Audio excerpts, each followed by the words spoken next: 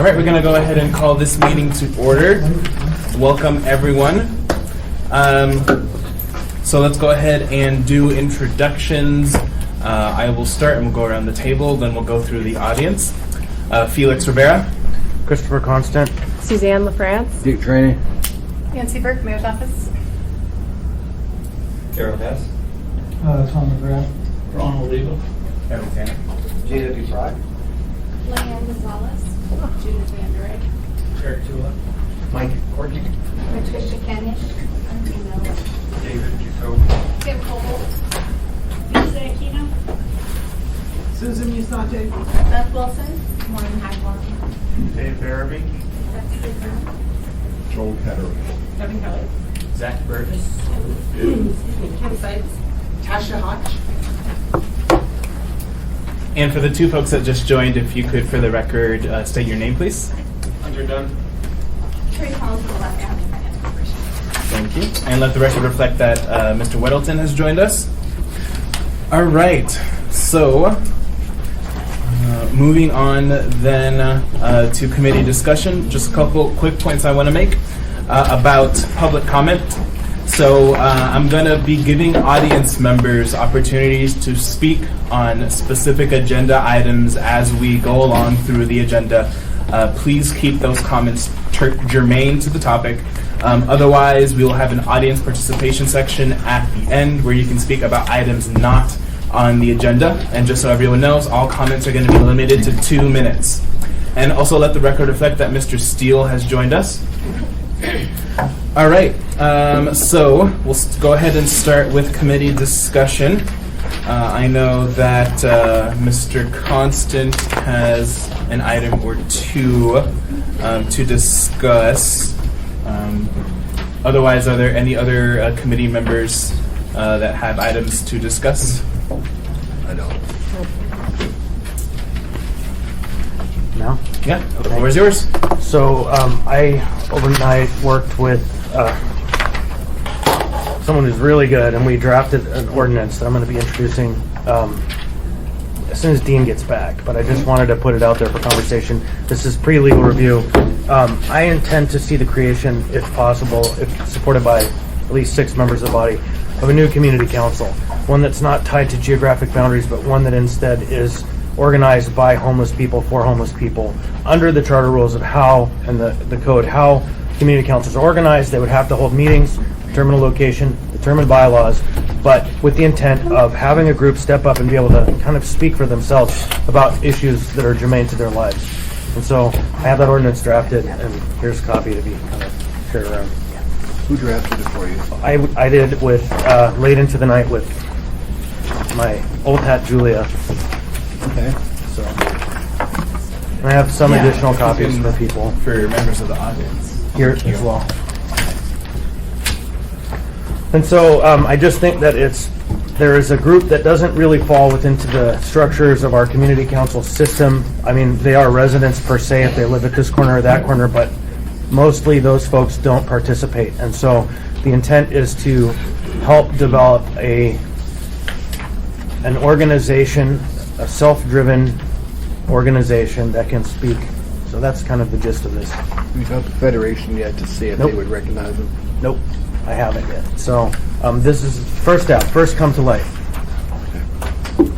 I imagine I'll have multiple committee meetings, a work session, input from the various stakeholders, legal review. So. Any questions from the members? Okay. Seeing none. Any questions from the audience? Yes, Ms. Aquino. I didn't see the form yet, but I meant, it sounds exciting. Is what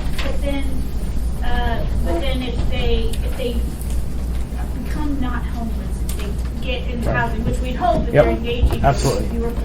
Could they still be involved with us, have that voice? So the way that the charter works, or that the ordinance works, is that these organizations are self-determined, whose membership and what rules.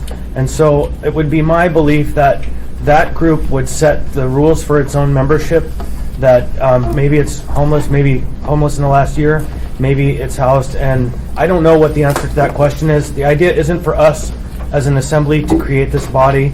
Our purpose is to create the opportunity and to allow self-determined organizations of homeless people to begin speaking for themselves and be recognized.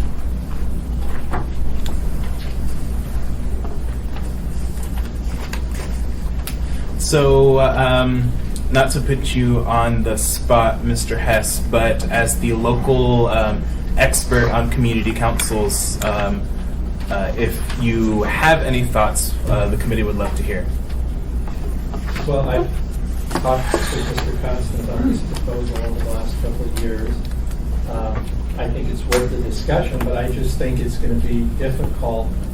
You know, it's a good idea, but does it have to be a community council? Because the community council code has certain requirements. It's the assembly that determines the membership requirements to be a member of the community council. It's the assembly that sets the geographic boundaries. So there are just certain requirements on community councils that might be difficult to implement. You would have to have citywide boundaries to this. And then would the assembly and the administration have to seek input anytime that a department sends a notice to the Spenard or Fairview Community Council? Would they have to notice the homeless community council?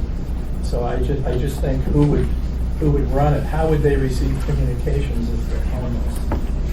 How would they receive notice? So where would the meetings be? I think it's going to be an interesting discussion, but I think it may be difficult to fit under the community council. Thank you, Mr. Hess. Mr. Trainee. Just that we approve the bylaws for every community council. So the assembly would have to approve the bylaws for this community council too. So it'll be an interesting discussion. Yep, and one last note. The charter is really clear that community councils are authorized. The charter doesn't say that they must be geographic. The geographic nature of councils has been established under the code. And so as the deliberative body of the municipality, the stewards of the code, we have the authority to amend it. So, thank you. Mr. Steele. It would seem to me it would have to be run different than other community councils, than that verification of membership, validation of criteria for being a member. Typically whenever there's a vote in the community council, they say only members, can do it. And so they have those requirements. It just, it would have to operate different from other community councils. I think having a body or a forum for them to have input or to use by other committees of the assembly or others to bounce ideas off or take testimony on services needed, that type of thing. It seems to me committee council structure does not meet it real well, but I agree with what you're trying to do. So. Thank you, Mr. Steele. So one quick comment from me. Thank you, Mr. Constant, for this idea. I'm looking forward to the discussion. One of the parallels, I think, if you look at drug harm reduction strategies, a lot of the best strategies and a lot of the best work has come from folks who were drug users or are drug users. So I think this is a great strategy to really bring in different perspective and add in more layers on top of the work that's already being done. So thank you, Mr. Constant. One last note. Yes. This idea that it might have to be somewhat or majorly different, I would like to suggest that I hear and I believe that these individuals are people just like us, and that human organizations, Robert's Rules of Order, these methods work and are proven over time. My bet is that we'll find that this works just fine. Thank you. Thank you, Mr. Constant. All right, so any other committee discussion? Do you want to jump forward? Sure. We had a very, very nice meeting this week. It was Monday night, where over 25 or 30 interested parties came together at Central Lutheran Church after a tour with the Alaska Agricultural Director and some of his staff, and a whole slew of folks, various backgrounds, farmers, gardeners, social service people, neighbors who are interested, neighborhood organizations, to help to promote this idea of putting in an active farm on the old Native Hospital site, to do something positive there. Where that stands is that the project was amended into the Heritage Land Bank real estate plan, which is suddenly going to be probably tabled, but I've been in conversation with the real estate director and they're in support, so they'll issue the permits if a proper request comes forward to them to do this. So now we're in discussions about what are we going to be when we grow up, what are the goals, and how can we provide some benefit to the community, at the same time make something that pays for itself, that isn't a drain on the city coffers. And so stay tuned. Any questions? Yes, Mr. If you Drain. need help, let us know. Yep. Okay, it's not good. Heritage Land Bank, as you know, is going to be postponed for a while, so there's some other vehicle we need to send it to get this done. Let us know. I feel like there's a lot of support, and the room, it made me a little emotional to see all the people who showed up from every different perspective. People are usually fighting each other because of differences of opinions and visions coming Is that a together. downtown thing? It is. Yeah. They're kidding constantly. It's true. It is. All right. Any other questions on this from the committee? Any questions from the audience on the farm idea? Okay. There are seats over here. Yeah, for folks who need seats. Yes, Ms. Montoya. In the past, when I was called the seed lady and we passed out seeds, we got seeds donated from Ed Hume Seeds from the last year's batch. So it was just an idea for whoever's here that's working on that. And they gave it for free. Great. So. Thank you. All right. So before we move on, I just want to quickly applaud Ms. Burke, the mayor, and the Anchorage Coalition to End Homelessness. As many of you saw in the news recently, there were reports on how we've been doing, and it looks like we're heading in the right direction slowly but surely. So I want to applaud you for your efforts. I think every little step we make, I think we should pat ourselves on the back. So thank you. All right, so moving on, Anchorage Community Plan to End Homelessness Outcome Discussion. We're changing up the order a little bit. Ms. Burke. Thank you. I'd like to see if our coalition chair would like to join us in United Way for this discussion. This is an update on some work that the Assembly has been very influential in helping us keep a pace. The community is organizing and reorganizing around homeless services, in part because of some federal grant funding requirements and the mayor's interest and support of the work. The United Way and the Homeless Coalition are, and the mayor's office are all binding together to try to go as one unit as we present the Anchorage Community Plan to End Homelessness. And the way that communities have approached this in other locations is to take existing plans. We've talked a lot in this committee about how there are many layers of plans for the community around homeless services, behavioral health services, a lot of the parts that touch the homeless service delivery system, and how do you organize that into a community effort? And it has a term that it's a little jargony that's called collective impact, or just organizing yourself so that you can collectively tackle a problem.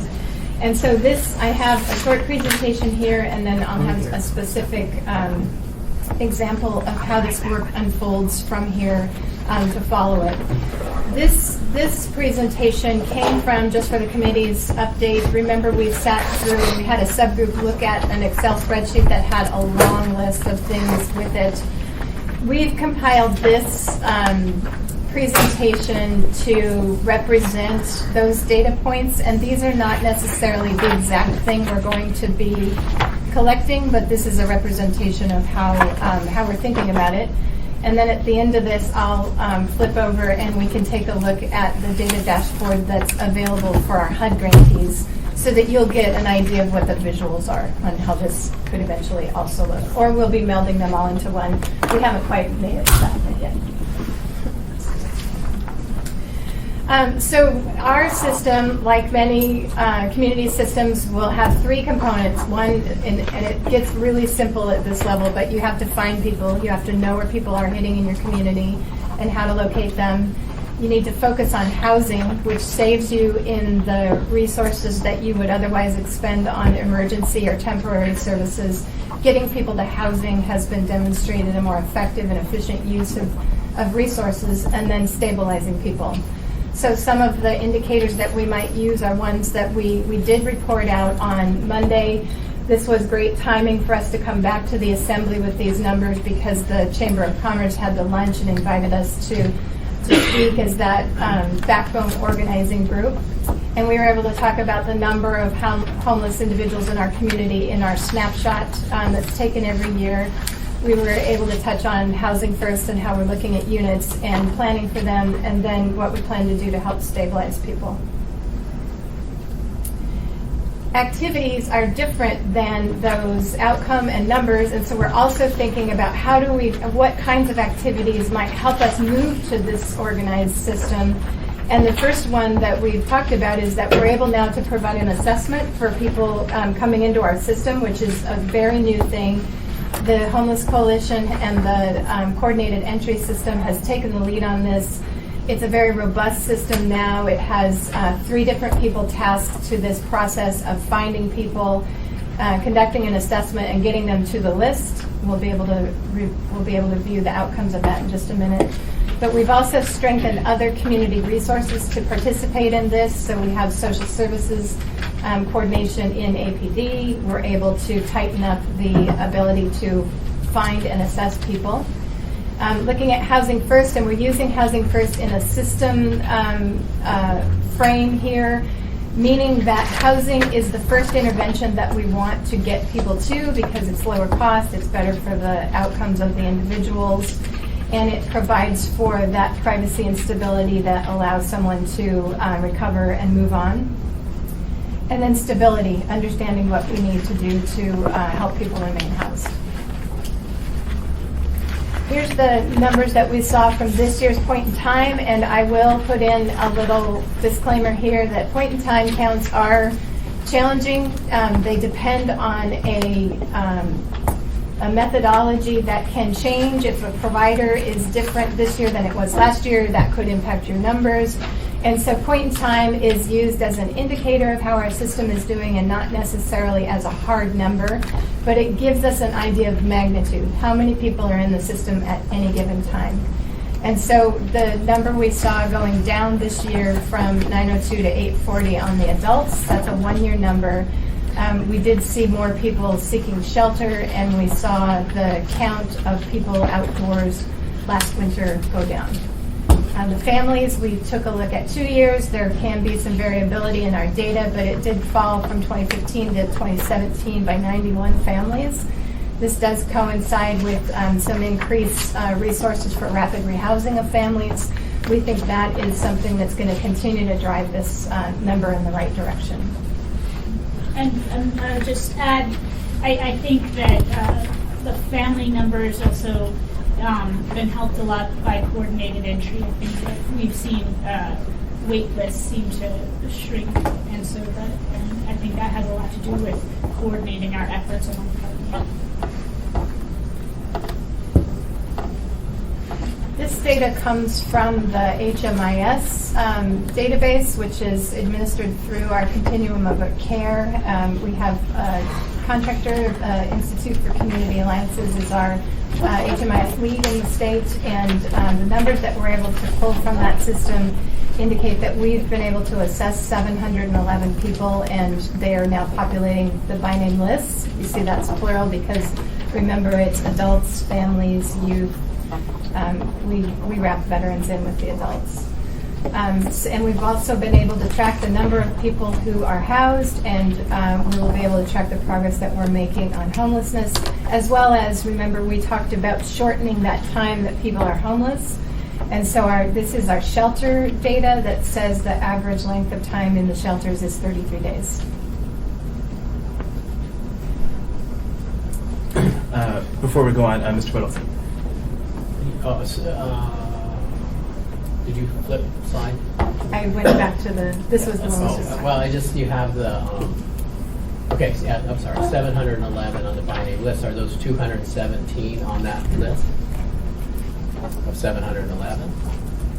There Or in will that be, Christy Duff is my lifeline on this. I think there will be some overlap because some of those individuals touch the system and then were able to make it out without going on the list. We want to target the by name list to people who we know are going to need some assistance so that we can prioritize the use of resource. But there are a fair number of people who touch the system and then are able to reconnect with their own connections and get out of homelessness. Is that right? Yeah, and that includes single adults, families, and youth, and that 217. And so some proportion of that, 200 of them maybe actually have no crisis anymore. They found a place to live. You just don't know. Is that right? So some are housed through that effort. Some find housing interventions on their own, or they self-resolve. And when they report that they are housed, then we're tracking it amongst those numbers. But if they don't report, then follow-up. so that list will continue to grow because some people found a home and they're not going to call you and say, by the way, I found a home. They just move on with their lives. But we try to follow up with all of those Right, you do. people because that's such an integral part of what we're trying to do. So we're very active about trying to, as service providers, about trying to follow up with those people so we know whether they're housed or they're not housed. And these numbers are going to also firm up over time as, the coordinated entry list kind of went live with all 3 lists on January 1. That's still relatively new. This is all going to, as more and more providers are coming on using the shared database, as we're tightening up these systems, these numbers are going to become firmer, and we're going to be able to tell you the number of people that we're not able to follow up with after 6 months we lose. But right now, this is still pretty new, and we're still actively trying to follow up with everybody. Okay, good. Does that make sense?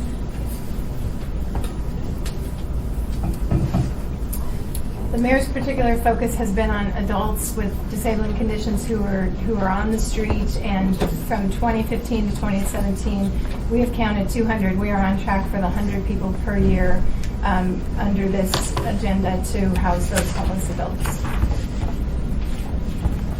We can take a look at the data. These will be the kinds of reports that we'll see in a dashboard around.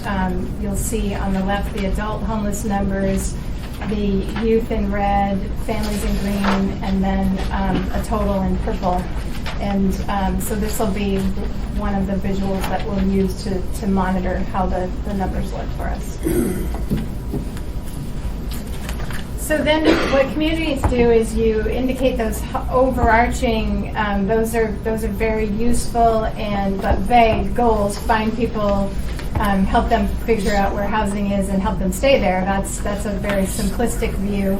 And what communities do then is identify secondary indicators that are specific to the community around where bottlenecks are happening or resource gaps are existing and how to move the system forward. And so we begin to talk about the story behind the curve. So if we saw our numbers going down, like in that family example, we might say, well, we believe rapid rehousing is one of the big strategies that we've used, so we're going to continue supporting that until the data tells us that that's actually not the best strategy to use, and we'll figure out another one. And so examining your system and constantly keeping your collective impact, your document live and useful for the community is a major goal here. And it is important to note that one of the things I think we've learned in implementing like the rapid rehousing for families or this coordination effort around the adults, that some of the things we've done before may or may not make sense for us to do them moving forward. And so we start to look for additional resources that can help us maybe try some new things while those old systems are still in place. And then once we feel like we've got a new strategy that's solid, we can shift over resources. That's where community partners, the Alaska Mental Health Trust Authority, which funds my position with the mayor, the assembly when last year when there was first quarter budget amendment resources, and then Providence have been our really key partners. I talk about it as being the oil in the system that allows us to make the machine run and to improve it. I guess we're getting an oil change is what we're doing. So that's why those pockets of resource are very important for us. The secondary indicators also give you an opportunity for different partners to focus on different aspects. So like we've already mentioned, the municipality is naturally going to be concerned about resources that are municipality resources, like the police department, fire department, Parks and Rec.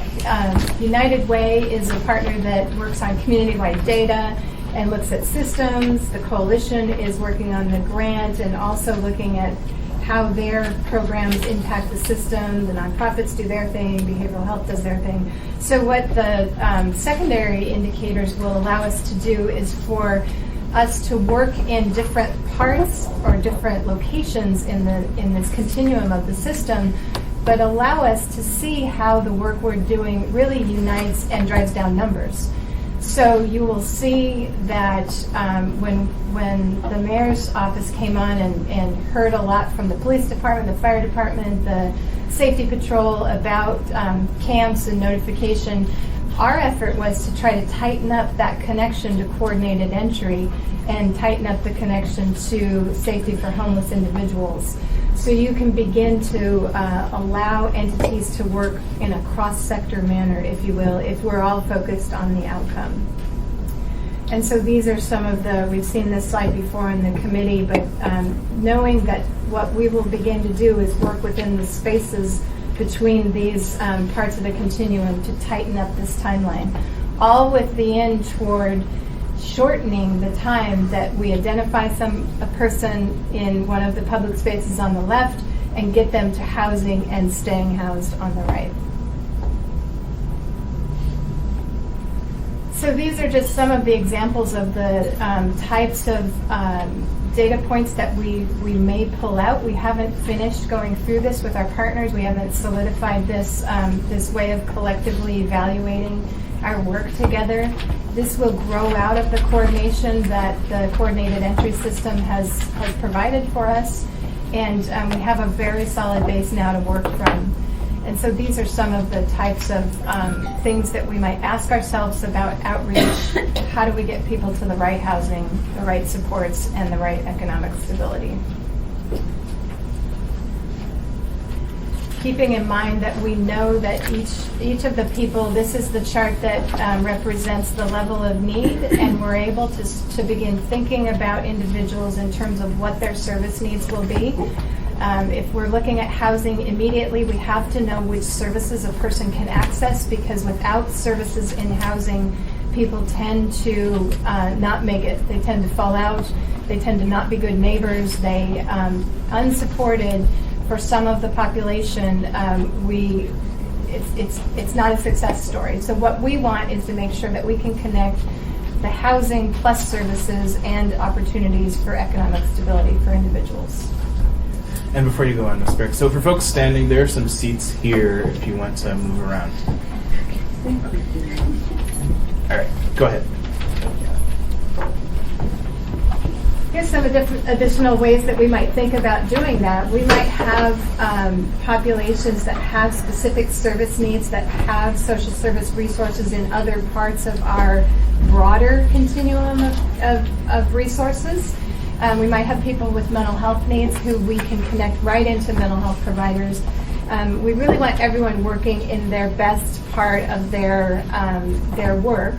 Substance abuse treatment, we want to get people to treatment. We want to make sure that they can access that care. Medical care, with some of the work being done around medical respite, and we do have medical component to our outreach that we're initiating now. Providence's residency program has approached us and wants to join the outreach work that Tanya from the social service coordinator at APD is heading up. So we'll be connecting those folks in, all with the idea that we want to engage people into the right service system so that we can get them connected to housing quicker. We have people with very complex care needs with multiple diagnoses that we really need to support, particularly down at the shelter. And then we have some targeted age groups where we know people are more vulnerable: the youth, our transition-aged population, and our elderly. So these are some more questions that we'll be asking ourselves. As Lisa and Christy mentioned, the more people in coordinated entry, the more live that list will be, the better data we will get out of it, the more useful it will become to those providers, because when they're looking for someone, they'll know they can connect in and see if they can reach them or other outreach workers. There's a set meeting date for those teams that are doing coordination still. It's been more than a year that the Tuesday afternoon group is meeting, Tuesday afternoons, so that's pretty exciting.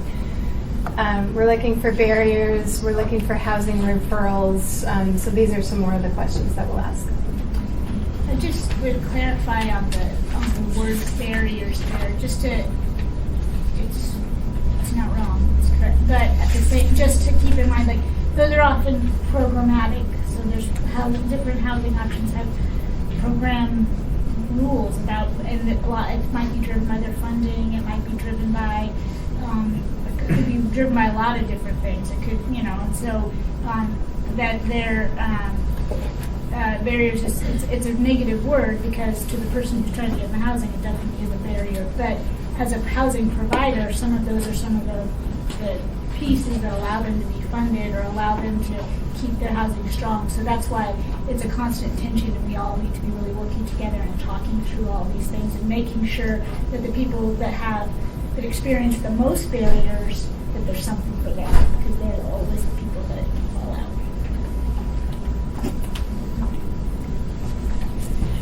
We have data needs.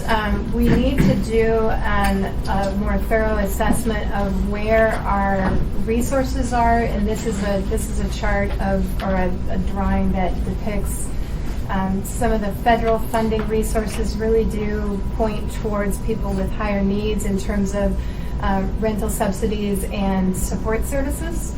However, that contradicts the place in the system where there are the most people. So this, if you remember, this is the way that this was 217 people, and this was done in January. So it hopefully will follow the same bell curve, because that's kind of what we're using now in our mind for planning. But we'll see when we run 711 people, what the distribution is.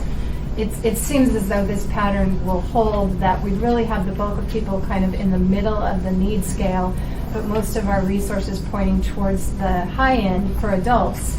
Families have a little bit more resources in this middle area, and we're learning more about youth as we go. But we have a data agenda around this to really look at where we're needing to target more units, more rental assistance, so that we'll have additional housing available for people. And then our last indicator is stability, and these are some of the things that, this is one of the areas where it can be somewhat of a challenge, because we begin to work cross-sector here with other social service networks. So for instance, a person who may connect in to housing based on the need for mental health assistance or the need for a disability program will be bridging a homeless support service network to an ongoing social service network for maybe their particular type of need. But that handoff needs to be very warm. It needs to happen. The two case management systems need to know about each other. There has to be a lot of communication here in this time. There are not always resources for the homeless service system to follow a person for beyond a year or so after, and so keeping track of people and how they're doing becomes a challenge. So this is another data agenda that we'll be working on. So that's a whirlwind walk through collective impact and how communities organize their data and activities. This really should be a live, ongoing discussion. This discussion happens with United Way. It's happening with the Homeless Coalition.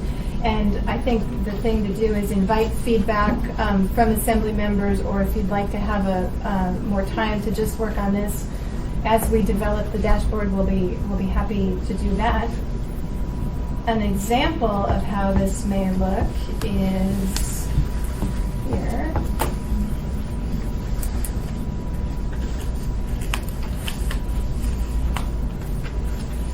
This is on the coalition's website. There's a link to it. It is also on the Institute for Community Alliances.org. ICAlliances.org, and it's under the Alaska section and Anchorage reports. And so this is, my screen is not really showing. This is the way that the data from HMIS is being displayed for the community to go in and see who's being served, how are things going, what's the system look like. It's pretty data rich with demographic information and some of our outcomes to date.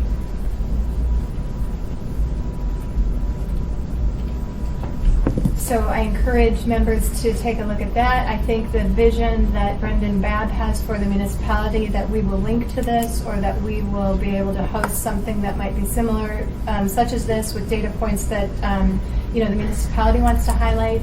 There's a discussion with United Way around and the coalition around how we can jointly demonstrate this information to the public.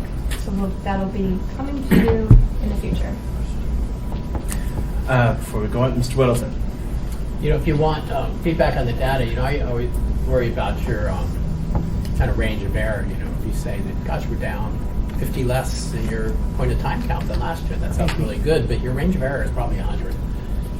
So we shouldn't kid ourselves. I mean, it's good news, but really, where did you count, what areas, who went, what was the weather, and so on. And if you're not counting South Anchorage, you're missing a growing number of people there too. And that's very, very hard for you to go down there and check every DOT right away and so on, and private property. Sure. But so I think it's good to have the stats, but be honest about the range of error, even if it's huge.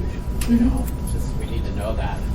And then I think your name list is kind of the one you're focusing on the most, really, right? You know these people, and that's the keenest focus. So a breakdown in there, because that's somewhat reliable. You can say, okay, well, how many are new to your list from other agencies, and then what are their situations? They've transitioned, because they would include people transition to housing and so on. So just the most reliable data, it'd be nice to see the breakdown of that. So then this just to respond to that, if that's okay. This website gives that, you'll see here, total new clients served, our new clients here. It's not displaying all the way on my screen right now, but this gives you some of that information. Good. Mr. Steele. Yeah, you kind of have to squint at it because it's a point in time. I hate to be the person maintaining the list because there's so many variables in terms of suppliers, needs, how many times you have contact with the people. People drop in, people drop out, and so it's got to be just considered indicators. And I don't know how often it's updated, whether it's updated daily or updated continuously, how it is, but it just seems to me that yes, these are the things to measure, but the variables are so great that you can't take it as fact. You can take it as indicator. That's good. Yes. Yeah, I agree. I think, we've relied for a lot of years on the point in time count. Lots of other communities do. That's why we need to. But I really think of it as it's just one picture of the elephant. And everyone's standing all around. What's exciting about where we are now is if we have this real-time list, then we have real-time data about real people. And I hope that in a year or 18 months that we're going to be able to just be talking about real-time data. Like, it's really exciting to go. I mean, that's the same in health data. When you can go to real data and you can talk about actual diagnosis and actual hospital stays. People get used to using it. Thank you. Mr. Trainee. You mentioned Providence. How much did they donate this year? Do you know? What was the question? Sorry. You said Providence donated some money, a grant. How much are we talking about? So Lindsay from Providence is here. I know that there's been 2 grants that have come to us, and the grant this year is 1.25, which is extraordinary. 1.25. Yeah, and it's spread out throughout over the system. But it's just a tremendous investment, and Providence just can't thank them. Thank you. Thanks, appreciate that. Thank you, Mr. Trainee. Mr. Constant. Yeah, thank you. I would like some additional information to be reported to us. One thing that we saw at the public safety meeting last week was that they report kind of incidences by assembly district. And I would like to see a report that comes to us that demonstrates kind of voucher usage by assembly district, dollars of subsidy investment by district, other major investments by district, maybe even as discrete as by zip code or community council, so that we can start to overlay the maps of the dollars that we're spending as government entities subsidizing and building systems with the impacts that they're having in other areas of our municipality, because it's all correlated, it's all connected. And so I would really appreciate the report or a report to come up, and maybe as far back as since the Carlick Manor project investment, which kind of started off this housing first movement and this new paradigm that was new, but we're kind of far enough along that we can measure the dollars that we've spent or that have been spent. Thank you, Mr. Constant. Ms. Burke, any thoughts on that?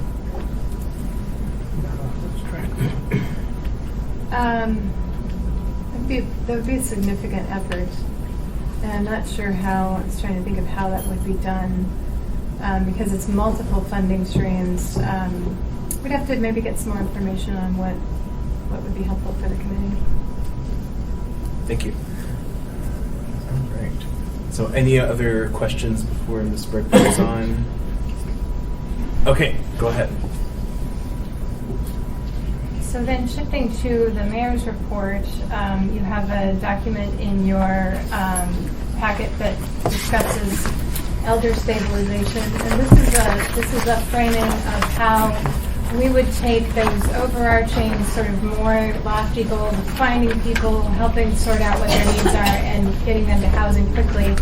This is an example of a project that will identify a subpopulation that we think is vulnerable, and allowing us to work with this population to understand their needs and to help them gain housing in the community.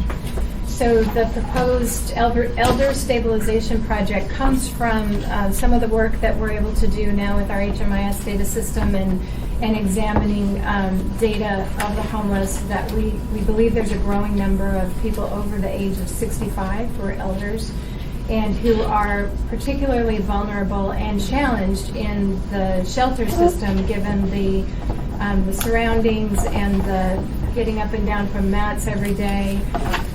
We've also noticed an increase of the needs of those elders for personal assistance, and those needs are something that the shelter providers are just not able to assist with. So there is a robust elder and senior services, social service network in the state, and one of the things we'd like to do is gather a cohort of these individuals and help them get to a stabilization housing setting, to allow us to understand what their trajectory was to homelessness. Are they, is it family support that's needed? Is it economic reasons? What's happening for the elders? And then what we need to do to support those elders in the community. And because this effort is one that follows not only finding the people and understanding their needs, that's only one part of it. The second piece of it is finding housing across the community for these elders. So how can we decrease the time from when they stabilize with us to permanent housing?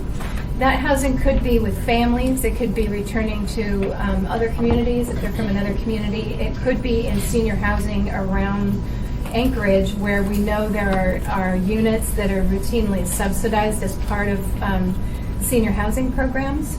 If we were able to create a pipeline and a mechanism for us to identify an elder quickly, provide an assessment, and get them to housing, that would carry over and benefit us within the shelter as well. So we want to use a cohort of elders. We want to access a building that is currently vacant at 8th and B, 831 B Street, and we'd like to run this elder stabilization project from that building. Mr. Trainee. Cost, Ms. Burke. As we're putting the budget together for this year, what's the cost on this program? One of the things that the cost is unknown as of yet. There's been an initial discussion. The building is vacant. This was a halfway house, and it's vacant right now. The owner is the Geo Group, and they are interested in having a conversation about the lease. So that will be negotiated. And then the cost of the program will also be something that we will put together through hopefully using existing community social services to support the others. But there are some unknowns around it, so I don't have a budget. The reason I ask is we're looking at a $20 million deficit according to OMB as we project this next year's budget. So dollars going to be tight. So we just need to know exactly what we're dealing with money-wise. Yeah, we think this could be a very low-cost project, make better use of the housing than halfway house, and probably supported through community. Okay, because right now they're being taxed because they're owned by that private business, but if they picked up by the city, then it goes off the tax rolls. We just need to know what the exact cost of this thing is going to be to the city taxpayers. Yeah, and just one point of clarification, we're talking about leasing from the company. They're not interested in selling at this point. Thank you, Mr. Chairman. Thank you, Mr. Trainee. Mr. Constant. All right. So,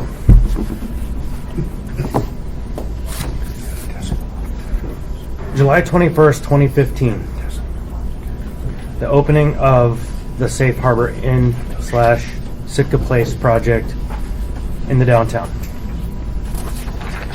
Mayor Berkowitz stated, the neighborhood's concerns are legitimate, and as the administration develops similar housing projects in the future, there are going to be solutions that are shared across the city. First Carlick Manor, then Sitka Place, and I was assured we're going to do something outside of the downtown. Then the John Thomas building came up. Well, we have to do it because it's an opportunity, but we promise we're going to do something out of the downtown. And then we have 100 new beds of year-round cold weather shelter that we just approved in the neighborhood. So the next investment, we promise we're going to do something out of downtown. And now comes 48 more beds of housing that surely are housing first units, meaning people drinking and walking out into our downtown, because that's the value of the model. So now we're up to really 6 investments since this mayor, 5 or 6 since this mayor has been on board in one neighborhood, in one place. Promises, promises. Now, of course, the arguments against people who say we should try to do something different are milquetoast. We hear them all the time. We're NIMBY people. We don't care about the homeless. Someone in great power in this community said to me, "You people just don't believe housing is a right." Said that to me. Wow. I think I'm pretty well versed on the nature of our homeless services and what's going on in this town. Someone actually said that we make these individuals targets of contempt before investigation. I think everyone sitting around this table understands I've been investigating this problem for a while. For 40 years, there's been one answer. The answer is, well, that's where these people are, so we should provide services there. The complement to that is, well, that's where the services are, so we should send these people there. So we've empowered a whole bus system, white buses in the Anchorage Police Department that pick them up from all points in the city and drive them right to this part of town. And yet that's where these people are supposed to be somehow. You work hard with folks and you try to get commitments to try to do something else, but the answer continues to be we promise we're going to get there, but there's an opportunity here now today, and we have to take it. And what that is a failure of leadership. We need leadership. We need to set policy in this town. And to my friends at the ACLU, there's a Supreme Court ruling, Texas Department of Community Housing, or Texas Department of Housing Community Affairs, the Inclusive Community Project in 2015, that says disparate impacts, discrimination created not by intent but by de facto process, is in fact discrimination. And the policies that we've established in this town have created a red line in a steered neighborhood where people with disabilities, and their primary disabilities are addiction and mental illness, and the primary symptom of that is they're so unstable they can't keep housing. The only place that we will invest and send them is the downtown of this city. At least in the investment of our institutional dollars, because there are these mystical scattered site units that may or may not be outside of the downtown. But the last 6 investments, and I don't mean private projects, please forgive me if I'm wrong. Have any of these projects been established without government subsidy? Am I wrong? No. So we're using government dollars to create a system that drives people with disabilities, one disability, into one part of town hoping that something's going to change. So this is what's happening. It's going to be a minute. I live on one block downtown. 8, 9 units, 9 houses on that block. 3 of my neighbors, who I've lived next to for 15 years, are now leaving. They're leaving. So this is my neighbor. I'm a property owner in Fairview and have lived here for 70 years. During that time, I've seen the continuing discouraging deterioration of my neighborhood. I have daily first-hand observation of inebriation, prostitution, drug deals, and vandalism. Just the other night, while walking my dog, I found dirty drug needles in an area near a small park where young children play. Not long ago, I saw 2 men masturbating in the bushes along the street. I've seen drug deals go down in the front of my house and in the parking lot of Denali School. Inebriated people stagger down the sidewalk in front of my house. Some yell and scream profanities, some fall down and lean against my fence. People throw up, and the fumes from their vomit comes through the screens of my bedroom window at night. People stand on the sidewalk and urinate through my chain link fence onto my lawn, and do the same thing at the bus stop in front of the house I own next door. Someone changed their child's diaper at the bus stop and threw that diaper into my lawn. When I took my neighbor to work this morning, he told me he observed 2 inebriated people passed out up against a fence on 10th and Cordova Street, across from Denali School. He said it in passing because that kind of thing is just not unusual anymore. I'm growing more and more concerned because these kind of things, which used to happen east of Gamble, have now crossed Gamble and are moving west and are happening close to downtown. Fairview used to be a wonderful area in which to live back in the 40s, 50s, and 60s, with many well-known community leaders living there. The car store at 14th and Gamble was viewed as a model for grocery stores for the whole state. Now it's often called ghetto cars. Any Kleenex, please? I'm in my mid-70s, and for the first time I'm afraid to live downtown. I've caught men breaking into my truck. Items are stolen from my truck. Things are stolen from my yard. I have padlocks on my fence. I'm not comfortable taking my evening walks anymore. People knock on my door, ask for money. I know some of them really need help, but if I give money to people, they'll knock again, and I fear what will happen. I'm seriously considering selling my 2 houses and moving elsewhere. This depresses me and makes me angry, particularly because nothing seems to make the situation better. It only continues to deteriorate. My property taxes keep going up while the quality of life in my neighborhood keeps going down. The city keeps putting more services for troubled people in my neighborhood, and I feel written off and abandoned. Thank you. We have to invest in other neighborhoods, folks. We have to do something different. We can't find that the only answer is downtown is the place where this belongs because that's where cheap property is. Our subsidy dollars make it so that those are the units that are affordable and available. When people say they have a right to live where they want, The market argument goes out the window when we're subsidizing the units. And so we have work to do here, but we cannot continue this trajectory of every new project is in one neighborhood because the result is going to be the same. They say it in the 12-step programs. Doing the same thing over and over and expecting a different result is just insanity. Thank you, Mr. Constant. Mr. Weddleton. Well, I appreciate that letter.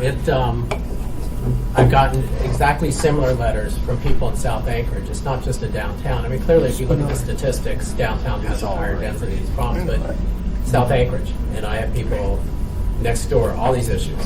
We have squatters on private property, so the statistics don't show up quite as much, and they're not counted in the counts, but we have this problem everywhere in Anchorage. People are frustrated. As far as the housing now, can you describe this new one that you're looking at just briefly? I have a picture here. Is it the 4-story one across from the federal building? Yeah. Okay, so it is a larger building that can accommodate this effort. They only exist in this part of town. That's what downtowns are. And in fact, we are not just trying to drive homeless people downtown. We are doing rezoning and working with developers trying to get more people in downtown, trying to drive our dense housing downtown. Not just homeless, all people. That's where our infrastructure is. As the city has grown to its limits, this is where you put people. It is very common ways that cities grow. So if you want to put people in multifamily housing, whether they be homeless who would be subsidized, or you and I, and older people who aren't homeless but have money and want to do it, that's where they go, is downtown. So we will be seeing more people living downtown. Some will have lots of money and some will not. So to just write off, say that, oh, we have to scatter these people elsewhere, maybe, maybe not. But there is a reason. This building that will work for this function is downtown because that's what downtowns provide, and that's why we're downtown. If you want a used car, where do you go? You go on Old Stewart Highway, and you go from north to south because that's where used car dealers are, because it just makes sense for them to bundle together, and you go buy your used car there, and probably new cars as well. And there is a lot of sense in putting in a multifamily structure people who live in a multifamily environment, and they are near the services, whether that be me moving to my neighborhood because I can walk to a store, walk to doctors, I'm surrounded by services, it makes sense to be there. And that's what we're doing here. This population, it makes sense to have them where services are. It's not a ghetto, it's a functioning system for dealing with a certain population. Frustrating, Well, it's a ghetto. That frustration is throughout the city. It's a ghetto. That identical letter, I can show you emails. It is very frustrating. But the maps don't prove that letter you have to be a system. We have a system here. So, thank you, Mr. Constant. Thank you, Mr. Weddleton. Mr. Lampkin. I appreciate the sentiment from Mr. Constant and the vision, or the just kind of outlining what downtown is from Mr. Weddle. I have a little different viewpoint as I am the Director of Facilities for NeighborWorks. We have campuses throughout Anchorage, from Government Hill all the way out to O'Malley. That letter could have been written by any number of my residents, Midtown, South Anchorage, and Muldoon. The problem is pervasive throughout the entire municipality. I am president of BOMA, which is Building Owners and Managers Association. We have 200 members, and I got to tell you, the same topics are being talked about at our organization as well. I really think, I've watched Nancy, I've watched this program unfold. I am glad to see that finally we have a direction. Yeah, that data may not be always correct, but we have the data now. We have pictures. As a lifelong Anchorage resident, I've seen this same problem 30 years ago in various parts of Anchorage. The time now is to keep this collective voice going forward, realizing the problem isn't just in Fairview, which we have a facility in Fairview, or it isn't at my Adelaide property, which is just there for homelessness, or down at Lusac, which is there for severely low-income people, which is downtown. The problem is all over. My maintenance guy this morning just told me at our property at Midtown behind the BP building, he found 8 needles behind one of our dumpsters. This just happened overnight. We had a death over at the Mallory, which is Midtown off of 34th, 3 weeks ago. It was found behind by the utility box. So we need just to focus and keep in mind that it's not specifically downtown. And I get it, you Your don't want to solutions are- just your put solutions everybody are- downtown. Your but- solutions are all downtown. But we need to not keep complaining about it and start coming up with those solutions. And I appreciate that passion. 6 solutions in a row. Well, that building on 9th is available for the senior program, which kind of seems to make sense. So. Thank you, Mr. Lamford. Thank you, Mr. Constant. Mr. Steele, and then I'll go to you. Yeah, I understand the concern and the frustration. I live in Spenard. Spenard is known for issues. Mr. Weddleton just talked about you can have that letter from anywhere. He finds people and things and objects and everything else out in back of his store in Spenard. We have Cleathrow Center, which is out the airport area, which is services. We have senior housing that we're building all over town. We have, I know that there was a project proposed, I don't really know what the status is, to build veterans housing out in Eagle River. Folks are trying to spread out the services to have available in areas where people are that have issues, so we can provide services elsewhere. With the health department move, are we going to have a lot of people out onto the road? Anyway, You still do. I understand the concern. The problem is widespread, and hopefully we're doing the right thing. We're trying to address it. If your message is not in my neighborhood, then we shouldn't be putting services in your neighborhood, and we should move things out of the downtown area. Maybe the senior housing shouldn't go downtown. Maybe it should go out in Midtown or somewhere else. But that isn't the solution. The solution the solution to the problem is providing services and having them available to people. And hopefully that's what we're doing. So Ms. Burke, then Ms. LaFrance, then I want to open it up to our audience. I just wanted to clarify that the information around permanent supported housing, and I think Assemblymember Constant's concerns are specifically the single site permanent supported housing programs, which have been located in places where there have been buildings that have been available, given that we don't have access to any capital funding. There's no capital funding coming from the state. There's none coming from earmarks anymore. Senator Stevens is still dead. And so there's no resources for development, and communities turn to these opportunities. And it is the case that they're in locations that tend to be low income. However, the scattered site placements and the number of people coming through the list, now that we know we have the list, we're able to determine that 60 or 70% of the people who come through the list are going to select scattered site or market units across the community, many of which are DUDs, and cook inlet housing and VOA. So the bulk of the people coming through are going to be in those scattered site locations, and we need a percentage of these ones that are single site. But this one, I will remind us, is a halfway house. And we're going to be able to house some elders who are very vulnerable, who need to have us figure out what they can use to get back to the community. And so this kind of a project actually can spur movement in your whole homeless population, help you figure out how to do one population this way, and then continue to do it with the goal that permanent housing in the community is where we want people to go. Thank you, Ms. Burke. Ms. LaFrance. Thank you, Mr. Chair. My question has been mostly answered, but it has to do with services and particular services and what the different demographics in the homeless community need, and how, if there is a way to meet those needs and not place all the burden on your community, I would be interested in definitely exploring that more. Thank you, Ms. LaFrance. Okay, so I'm going to be opening this up to members of the public. Just a reminder, 2 minutes, and if you can state your first and last name and which part of town you live in. And also, we have pizza for folks who want that, so feel free to grab pizza. So, Ms. Monteufel. My name is Regina Monteufel, and I have been a resident in Fairview for 29 years.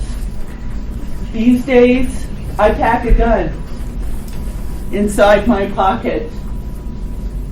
My house that I live in should be appraised at $600,000, but it's not.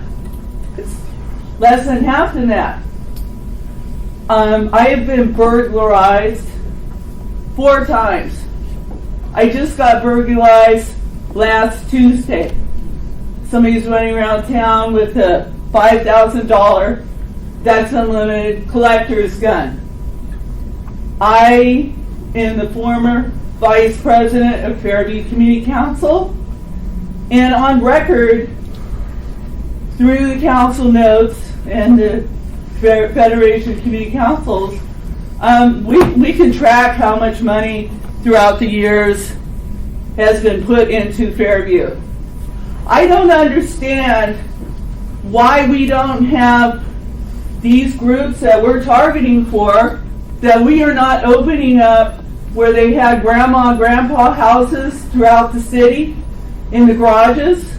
Well, why don't we have housing targeted for the homeless, changing out the garages throughout the city so that all these double car garages in these NIMBY neighborhoods, not in my neighborhood, can have a nice apartment for these people, like a 2-bedroom. I would like to see an ordinance coming from this assembly to at least get that started. And I do not see with these programs that say they want to help, because I've walked into them. I'm with the Back to Work Network. That's been going on 13 years. Thank you, Ms. Monteufel. Your time is up. Okay. And just a reminder for members of the audience, if we can keep the comments germane specific to this project, that would be great. So anyone else wish to speak? Ms. Hodge. My name is Tasha Hodge. I live in the Mountain View community. I've lived there for 17 years. And I've seen a lot of homeless people in my neighborhood. And I think a part of that has to do with, we also have the largest number of liquor stores in the whole community. It is in the downtown Mountain View, Fairview area, which I know Mr. Constant is aware. And I think that maybe putting the people with those types of challenges next to what's going to enable them to continue with those challenges is not the approach that I would take. I've really enjoyed a lot of the information shared. Some of the other data points I'd like to see are what number of people are not eligible for this program. So people with felonies who aren't eligible for the Housing First or any other type of subsidy housing. How many people are just going to be remaining homeless? And how many beds we have available versus how many people we have that are homeless. That means how many people are going to be in the cold this winter? Because I know that that's something that we're always taking a look out for. And when I try to go assist those people, what I commonly hear is, you need to stop. They need to go through our services because you're enabling them. And I'm like, well, what are we supposed to do as a community, as community members who want to help people? What can we do? Thank you, Ms. Hodge. Yes. Yeah, I'm Sherry Laurie. I'm the executive director of the Downtown Soup Kitchen Hope Center. We have 50 women that stay there each night, and I have a success story that is a story of how all these partnerships work. I was walking my dog Sunday right in front of my place over in Spenard. I live in Spenard. And coming across the street, my next door neighbor was one of the women that had been staying in our shelter for almost a year. I did her initial BI SPDAT, got her on the list. She went from our shelter because she was a vet. She had some injuries and she needed surgery. She went from there. to respite care. In respite care, she got strong enough, she got her own place, and now she lives next door to me. To me, that's a perfect example of how this system should work. Thank you, Ms. Laurie. Turning back over to Mr. Constant and then back to the audience. Yeah, Ms. Laurie, question for you. So, have you noticed around your operation in the day that there are crowds of people that walk through 3rd Avenue and block traffic? Not crowds, they're at lunchtime. There are people that are coming from the bus stop. I would love to see a red light put there so there could be actually a place where the cars would slow down. They come down that hill so fast that it's dangerous. Right. So on a number of but occasions, the bus stop either needs to move or a light needs to be put there. But no, there's not crowds all day. on a number of occasions, I spent a lot of time in that part of the downtown. I have not been able to cross the street, cross 3rd Avenue there, because there are literally mobs of people milling in the street, not on the sidewalk, not crossing, but in the street. What time of day? 2 o'clock. That's right after lunch. Lunch Yep. ends at 1:30. And so your success stories are great, and there are also impacts that have to be mitigated by all of these operations coming through the neighborhood. If you can't drive down the street because there are literally people mobbing through the streets, and that is what I saw from my own eyes more than once. There is a solution. A light to slow the traffic down or move the bus stop. These weren't people transiting to a bus stop. These were people literally just hanging out in 3rd Avenue, having a conversation. It was like, am I really waiting? So, Yeah. Thank you. Yes. My name is Tom McGrath, and I've been active in Spenard, live downtown. In Spenard recently, Claire House became part of our community. People at the Barrett Inn have become part of our community. We have a facility at 27th and Spenard, which most people don't even know about because there's just no impact to the community. Anchorage Mental Health wanted to buy the Longhouse Motel a few years ago. I was on chair committee looking into that with Turnigan. Spenard said, no problem. Turnigan said, not in my backyard, so there's no place. But there's a lot of good facilities, Nate. I'm 2 blocks from Wake. Have never had an impact from Wake. The soup kitchen.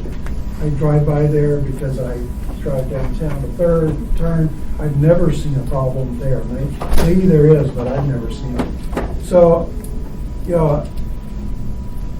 it doesn't hurt a community to have a facility in their area.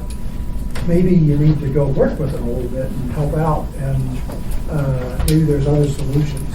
But the building that we're talking about here on B Street, I toured that with Bill Weimer in 1994, and that was a really run-down, bad building in 1994. Now we're 23 years later.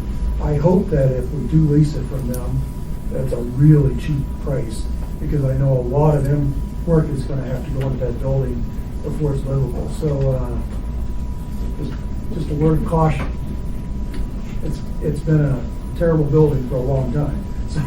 So please, let's maybe not lease a terrible building. Let's go out and find a better building. Thank you. Thank you, Mr. McGrath. We have time for one more comment. Mr. Oliva. Yes. I applaud Mr. Constant's efforts and also our Fairview resident who recently was burglarized multiple times. I'm next to the shelter. I offered you my letter of surrender. I'm moving out. I will provide a tour, as I've always had, and offer the property, which includes 4 acres adjacent to the shelter and beans. And then you can have the overflow there. You don't have to camp throughout the city. Because anyone who says they want it in their backyard or thinks that they're good people, good behavior, I wouldn't wish this on ISIS, homelessness. It's out of control right now at Beans and Brother Francis. Hey, they need more room. If they can vacate Bill Weimer, that when I was on the Downtown Community Council, we opposed that, and so did the residents, but they got through. And now that it's been vacated, don't put housing first there. Downtown should be downtown. And the services from every provider is down at Beans and the Brother Francis, and the jail, and the Henry House, and the Anchorage Community Health. It's all there, but Grub Steak is leaving. So any of you who want to come down and take a tour, come on down. Yeah, I can house 200 people. the overflow shelter at $15,000 a month just for beans, give me that rent and I'll provide you a better facility. So hey, come on down, but I'm out. I'm leaving. If any social service workers lips move, I don't think they're lying, but I don't believe them. And the proof's in the pudding historically. No matter what they say, they never honor their word. It's just the way it is. So come on down. Rasmussen Foundation, grants, whatever. I'll take cash, gold. Thank you, Mr. anything. Leva. Your time is up. Okay. So just a couple of quick comments from me, and then we'll move forward to the Pay for Success presentation. So I want to thank members of the audience for sharing your stories, Ms. Hodge, Ms. Monteufel, and for Mr. Constant for always being a champion for the downtown area. Two things. First is I think, and I want to place the sense of urgency on the coalition and on Ms. Burke, that the public especially wants to see how we are making progress. And for some time now, we've been asking for this data to be made available to the public on what exactly is happening and how effective it has been. So if we can attempt to set some type of really firm deadline so that we can really report out to our constituents and so that the community can really know what's going on, I think that would be helpful. And in that, I would like to see data specific by district, specific to housing units. If we can do that, if we can do money and these other things that Mr. Constant wants, that would be great. But specific to number of housing units, including the vouchers and any buildings, that would be great. Yeah. And then lastly, if that number and if that data proves that there is an extremely disproportionate amount of housing downtown, then I would like to push the administration to look at setting up a policy where we look outside of downtown first before for any future projects before we look at downtown, and making a serious effort to do so. Ms. LaFrance. Thank you, Mr. Chair. I was wondering if we could also include services in that district information and where those are located. Thank you. Thank you. All right, so with that, we'll go ahead, Ms. Burke, turn it back to you for the Pay for Success. If I may follow up on that, just to remind the committee that the data that's coming out of our HMIS system is live data. That's real data. Those are people served. So that data is on that dashboard, and we can certainly distribute that link. The additional information around that's a complicated question, and it is labor intensive, so we'll need to have some additional conversations about resources that might come to bear to conduct that assessment. I don't know that anyone has bandwidth in their current job to get that information, especially if your timeline is short. There are other, it's all doable. I definitely feel it's doable. But I do want to say that the snapshot that we showed today of where the community is and looking at the community plan and those outcomes still need to have agreement with the providers, and it still needs to be truth tested in terms of what data we can really get and what can be live. So I just want to make sure that the committee is aware that everything that is available is coming forward now. We can serve it up differently, and we can make sure that we can parse it by districts so that members can convey that information to their constituents. But then the next phase will need to be a conversation with the committee around how that works. Thank you. To be clear. And quick comment, Mr. Constant. Just and then a final note. I don't want my argument that I'm making to be misconstrued that I don't support the efforts of the mayor of housing these individuals. The answer to homelessness is housing, and I am very supportive of that effort. And I just am going to hold everybody's feet to the fire, but I really do believe in the efforts of this mayor and that we can do this. And so we just have some things we have to factor in. So I do want to say thank you to the folks who are doing this hard work.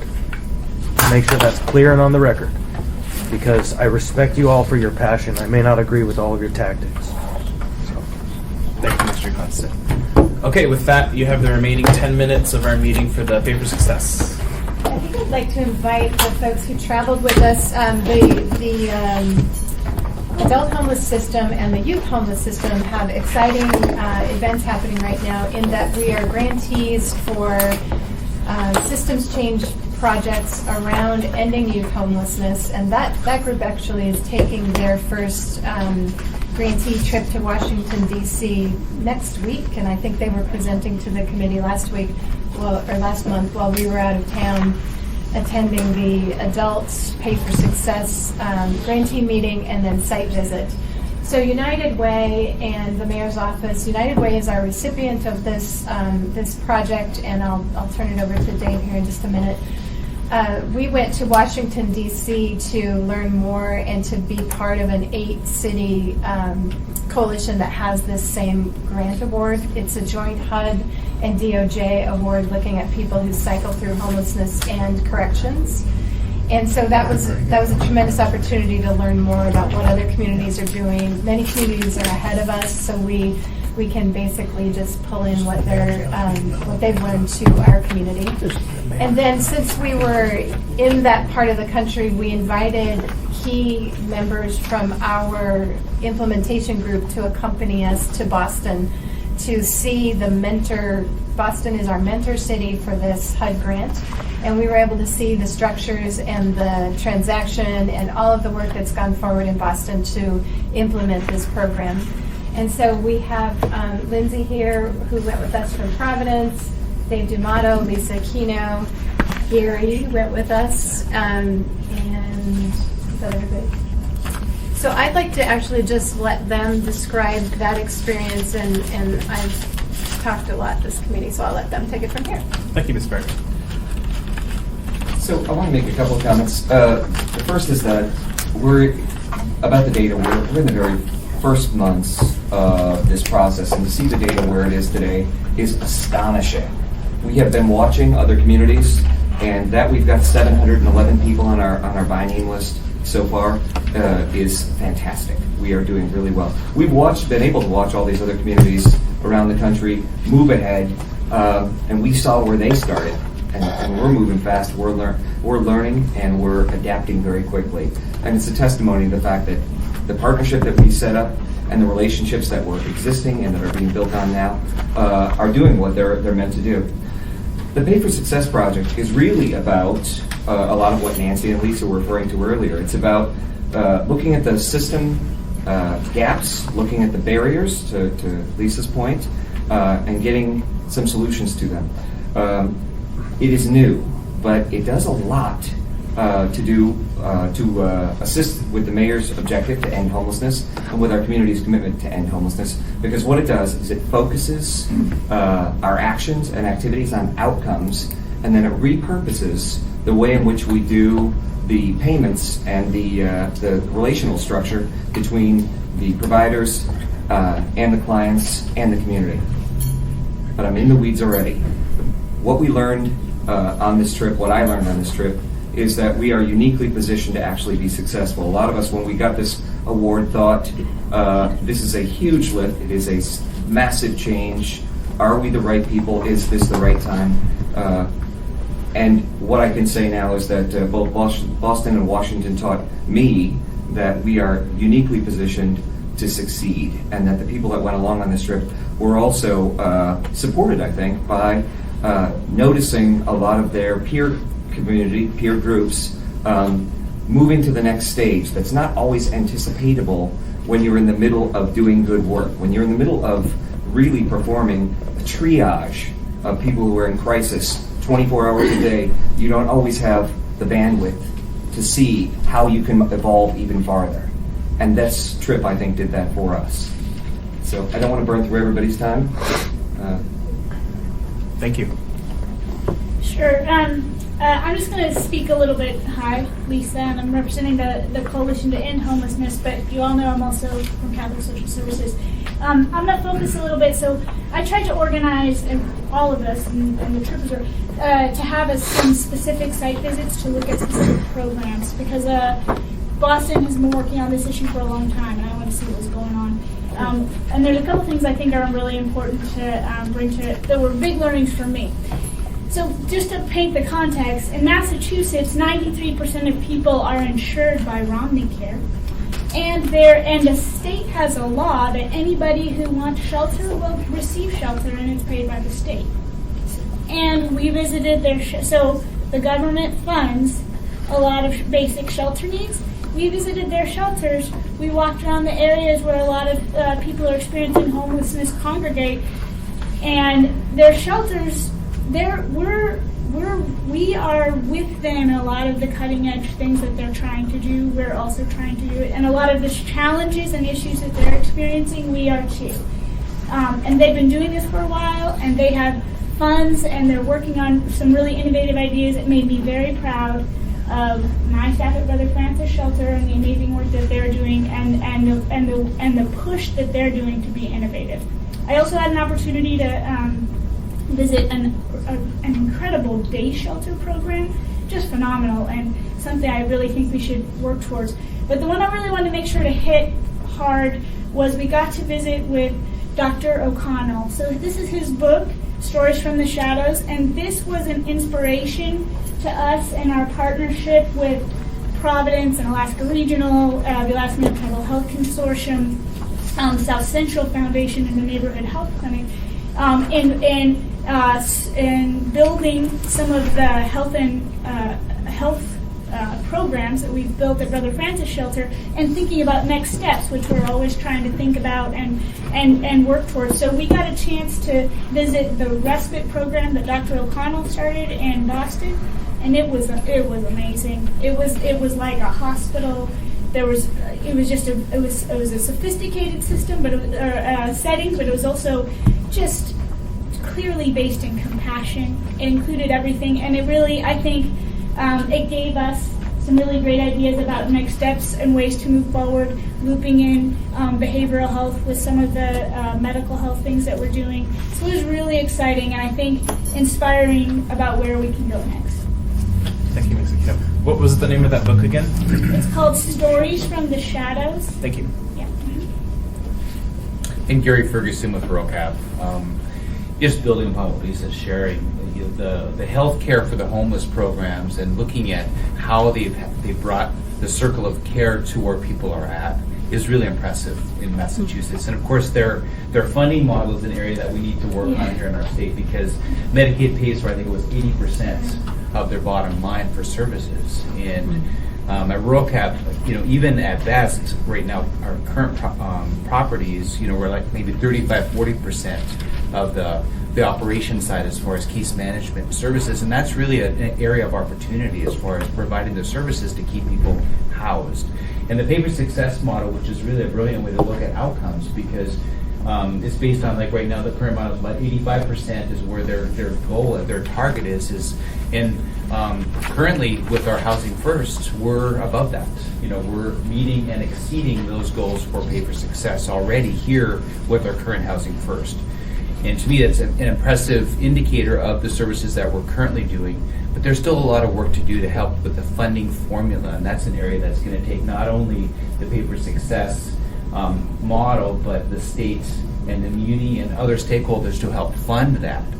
And to me, it's the proof is in the pudding. And one of the things that, of course, I think we've resonated with, and it's been spoke about already, is housing is the first prescription when you look at healthcare and helping people to really get back on their feet again. And Pay for Success is a funding model that has helped finance an outcomes-based approach. So you don't get paid if you don't have the outcomes. And you actually, with the current funding formula, folks who are very successful actually get interested. So for investors' perspective, you have really good outcomes, the investors actually make money on that. And in the end, everybody wins. So it's, I think, a really exciting model that we can, develop. We're a partner. It's in its first stage, but there's a lot of really important people at the table to help with making the success other states have had, like Massachusetts, of course. And what was a comment was, even in Massachusetts, are Republicans or Democrats. So it's one of those where, as far as progressive social policy, is one that they've helped lead the way. And I think our current administration and our tenor here in the city is really right for this project, and we're really excited to be a part of it. Thank you. Lindsay, did you want to add anything? Yeah, I just wanted to say I appreciated the opportunity to attend the Boston. Appreciated the opportunity to attend, and I was really encouraged by Boston's model. They really have done an amazing job of breaking down some silos that we saw with our providers and the shelters that we visited, that there is an integrated continuum of care. It's continuing to be developed, and they're seeing some really significant changes in their city because of that. They've experienced struggles that we don't have. We have 1.5 to 2% vacancy rate on other rentals. We have, fortunately, we don't have quite that large of a concern. And so, I think we're poised to be in a better position for that, which is really exciting. So, of course, we're excited about the potential for healthcare and health support services savings as well through this financing model. So it's very exciting.